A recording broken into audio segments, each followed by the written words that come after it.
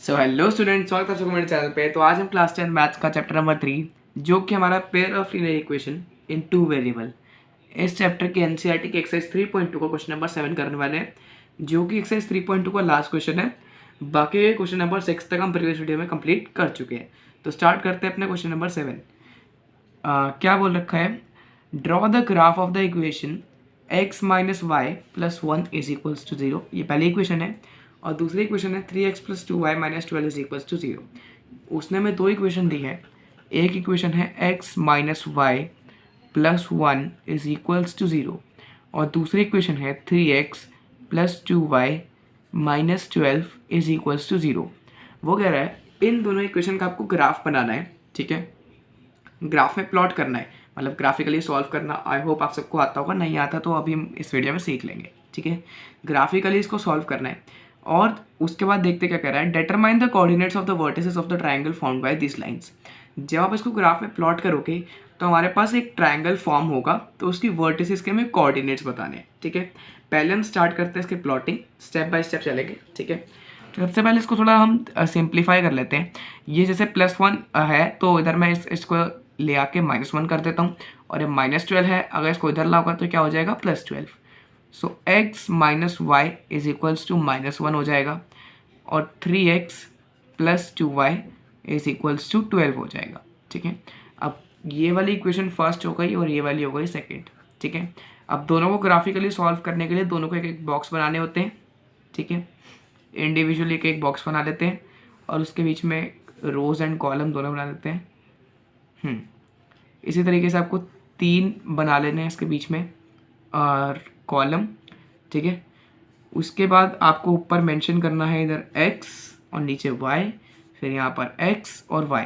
यहाँ पर ये हमारा फर्स्ट इक्वेशन करें तो यहाँ पर अपनी फर्स्ट इक्वेशन लिख देते हैं। x minus y is equals to -1 और 3x plus 2y is equals to 12, ठीक है। अब होता है हमारा रियल सॉल्यूशन स्टार्ट। तो सबसे पहले हम अगर हमें इसको ग्राफ में प्लॉट करना है तो यहाँ पर x की वैल्यू हमें अपने आप अज्यूम करनी है और y की हमें मिल जाएगी, ठीक है। जैसे मैं x की अज्यूम कर लेता हूँ 1, ठीक है। तो मैंने x की वैल्यू क्या अज्यूम कर ली, 1 अज्यूम कर ली। तो यहाँ मैंने बॉक्स पे क्या लिख दिया, 1 लिख दिया। तो जहाँ पर x है मैं क्या लिख सकता हूँ, 1 लिख सकता हूँ।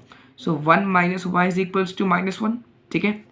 जहाँ पर x था मैंने बस 1 लिख दिया। अब minus y is equals to -1 because यहाँ पर प्लस का 1 था, इधर आके किसका हो गया, माइनस का।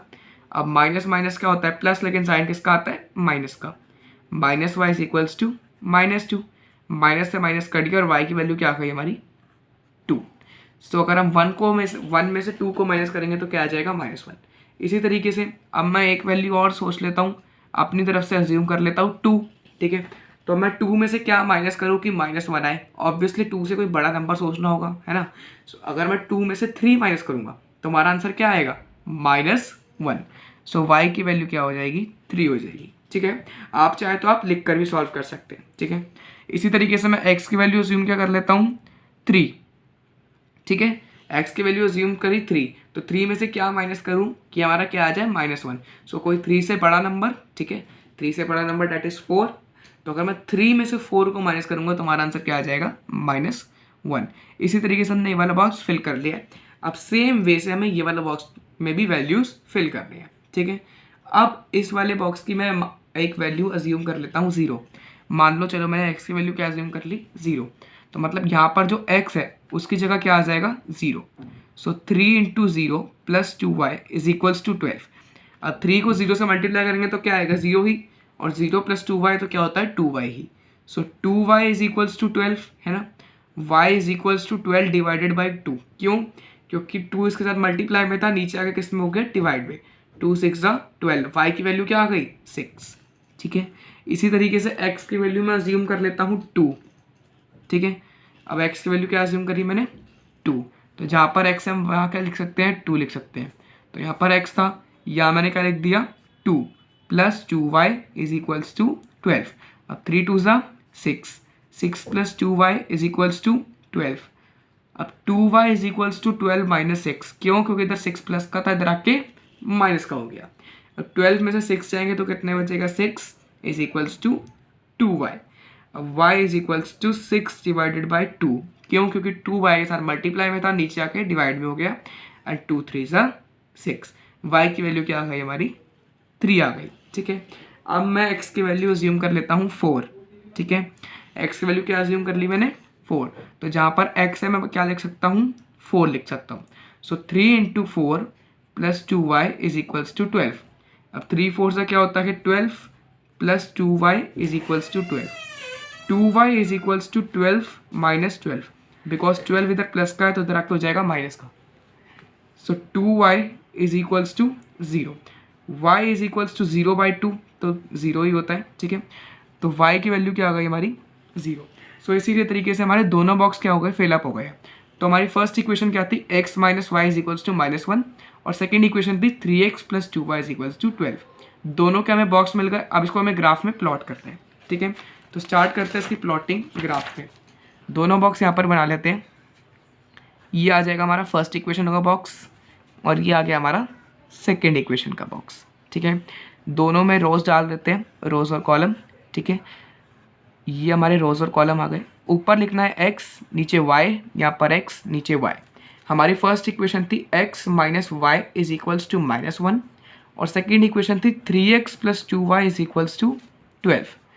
सो हमारी वैल्यूज़ क्या आई थी 1 2 2 3 एंड 3 4, और सेकेंड इक्वेशन की वैल्यूज़ आई थी हमारी 0 6 2 3 एंड 4 एंड 0। अब इसको ग्राफ में प्लॉट करना है। अभी जो स्लीपिंग लाइन होती है ये होता है हमारा x एक्सेस, और ये जो स्टैंडिंग लाइन है ये हमारी कौन सा एक्सेस है, ये हमारा है y एक्सेस। तो जब भी हमें इसको ग्राफ में प्लॉट करना है तो हमारी x की वैल्यू है 1, तो जब x की वैल्यू 1 है तो उसको हम x एक्सेस पे देखेंगे। अब ये हमारी x एक्सेस है, तो हमारी वैल्यू क्या है +1। लेफ्ट हैंड साइड में -1 है, राइट हैंड साइड में +1 है, तो ये आ गया हमारा 1। और y की वैल्यू क्या है 2, तो स्टैंडिंग लाइन में हमें क्या देखना है 2 2। ये रहा, दोनों पॉइंट्स को एक्सटेंड करेंगे तो हमारा एक कॉमन पॉइंट मिल गया यहाँ पर। ठीक है, इसी तरीके से हमारा एक फर्स्ट हमने प्लॉटिंग कर लिया। अब करते हैं नेक्स्ट पॉइंट की प्लॉटिंग। x की वैल्यू क्या है 2, मतलब x एक्सिस पे क्या देखना है 2 2। ये रहा, y एक्सिस पे क्या देखना है 3। ठीक है, y एक्सिस पे 3। अब दोनों को थोड़ा एक्सटेंड करूँ, 2 को थोड़ा ऊपर एक्सटेंड करेंगे तो कॉमन पॉइंट आ गया हमारा, ये रहा। ठीक है, क्लियर है। अब इसी तरीके से x की वैल्यू क्या है 3, x की वैल्यू 3, और y की वैल्यू क्या है 4। आपको ऊपर नीचे देखना है। ठीक है, y की वैल्यू क्या है 4। सो 3 को थोड़ा ऊपर तक एक्सटेंड करेंगे 4 तक। ठीक है, और 4 को भी थोड़ा एक्सटेंड करेंगे तो हमारा कॉमन पॉइंट कहाँ पर आ जाएगा, यहाँ पर हमारा क्या आ जाएगा कॉमन पॉइंट आ जाएगा। क्लियर है। अब ये तीनों पॉइंट हमारी एक लाइन में आ रहे हैं, तो अब इस लाइन को हम क्या कर देंगे एक्सटेंड कर देंगे स्केल की हेल्प से। अब इस लाइन को हम क्या कर देंगे एक्सटेंड कर देंगे। तो इस तरीके से ये हमारी कौन सी लाइन आ गई, ये हमारी फर्स्ट इक्वेशन की लाइन आ गई है। ठीक है, उसने क्या बोला था क्वेश्चन में कि हमारी जो लाइंस से फॉर्म होगा हमारा एक ट्रायंगल फॉर्म होगा। ठीक है, अब सेकंड जो हमारा इक्वेशन आई थी उसकी भी एक ऐसी लाइन आएगी जिससे ट्रायंगल फॉर्म हो जाएगा। स्टार्ट करते हैं। अब x की क्या वैल्यू आई थी 0 0, मतलब यहाँ। ठीक है, मतलब हम ना हमें इस साइड जाना है और ना हमें इस साइड जाना है। y की वैल्यू क्या आई थी 6। अब y ऊपर +6 है और नीचे क्या है -6। 6 कहाँ पर है, ये रहा। ठीक है, तो सीधा यहाँ पर आपको पॉइंट लगा देना है, आपको एक्सटेंड करने की जरूरत ही नहीं है क्योंकि 0 कहाँ पर है, ये रहा। यहाँ से सीधा ऊपर जाना है। ठीक है, ये आ गई 6। ठीक है, फर्स्ट पॉइंट मार्क हो गया। फिर क्या है x की वैल्यू 2, y की वैल्यू 3। x की वैल्यू 2, y की वैल्यू 3, हमारा पॉइंट ऑलरेडी यहाँ पर आ रखा है। ठीक है, तो हमें दोबारा डालने की जरूरत है नहीं। फिर उसके बाद x की वैल्यू 4 और y की वैल्यू 0। अब x की वैल्यू 4 तो ये रहा। अब y की 0, मतलब ऊपर जाना ही नहीं है, तो पॉइंट कहाँ आ जाएगा, पॉइंट आ जाएगा यहाँ पर। क्लियर है। अब इसी तरीके से ये देखो, ये 3 पॉइंट हमें लाइन में मिल गए। अब इसको हम एक्सटेंड कर देते हैं। ठीक है, इसको एक्सटेंड करते हैं जिससे हमारा एक ट्रायंगल ईजिली फॉर्म हो जाएगा। ठीक है, जिससे हमारा एक ट्रायंगल ईजिली फॉर्म हो जाएगा। ये 3 पॉइंट्स हैं, ये स्केल लिया और इस पॉइंट्स को इससे एक्सटेंड कर दिया। ठीक है, अब देखो क्या बोला था उसने क्वेश्चन में, draw the graph of equation x minus y plus 1 is equals to 0 and 3x plus 2y minus 12 is equals to 0। Graph बन गया। ठीक है, आधा काम हो चुका है। क्या बोला, determine the coordinates of the vertices of the triangle formed by these lines and the x-axis shade the triangular region। अब ये जो हमारा ट्राइंगल वाला रीजन आया है इसको हमें शेड करना है, ये हमारा दूसरा स्टेप। और तीसरा स्टेप हमसे क्या पूछ रहा है, वो कह रहा है ट्राइंगल की जैसे 3 वर्टिसेस होती है, मान लो ये ट्राइंगल है तो 1 2 3, ये 3 जो वर्टिसेस होती है तो इन तीनों के हमें क्या बताना है, कोऑर्डिनेट्स। अब कोऑर्डिनेट्स कैसे लिखते हैं, ये बहुत इंपॉर्टेंट टॉपिक है, ठीक है। आपको एक ब्रैकेट लगाना है, ठीक है, और 2 डैश डालने हैं। यहाँ पर जो पहला वाला डैश है, ठीक है, इसमें हम एक्स एक्सेस की वैल्यू लिखेंगे, किसकी, एक्स एक्सेस की। और यहाँ पर जो दूसरा वाला है यहाँ पर हम लिखेंगे वाई एक्सेस की।